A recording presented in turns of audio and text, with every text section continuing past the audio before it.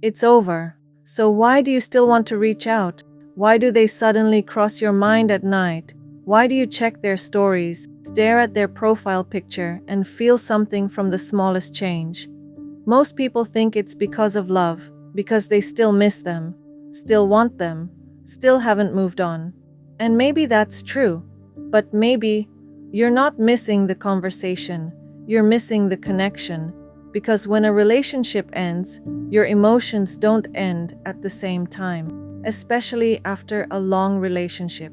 That person wasn't just someone you loved, they were part of your routine, part of your emotional system, part of how your life worked. They were the first person you wanted to tell things to, the person you reached for without thinking. And when that suddenly disappears, it doesn't just feel like you lost a person, it feels like the structure of your life broke. And that's why people feel this strange emptiness. What's interesting is that emptiness often feels like longing, so people confuse it. Maybe I still love them. Maybe we should get back together.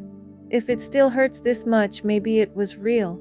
But if you look closely, the moments people struggle most are usually very specific. Late nights, walking into an empty room, eating alone, the time you used to talk.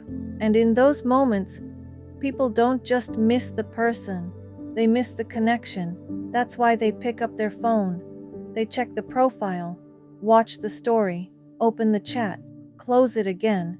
They don't even message, but they keep circling around them.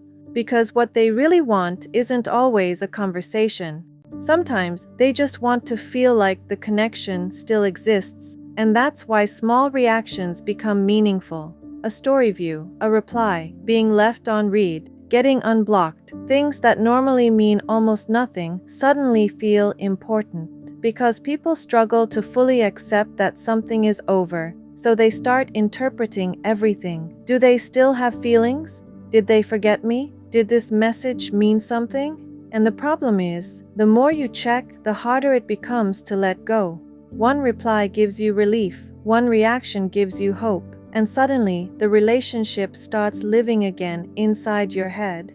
People who were together for a long time usually understand this. They know that having feelings left and being able to rebuild are not the same thing. Short relationships trust emotion. Long relationships start seeing patterns.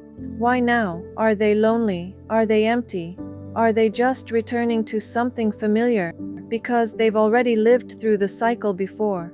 Breaking up, reconnecting, pulling away again, thinking they moved on, then falling back into it. And after enough repetition, people stop trusting contact alone. But the strange part is, even when they understand all of this, they still get shaken, because long relationships aren't just emotions. They become memory, routine, identity, structure. So even after it ends, it doesn't feel completely separate. It feels like a part of you was removed. So maybe you're not actually looking for them. Maybe you're looking for the version of yourself that existed with them.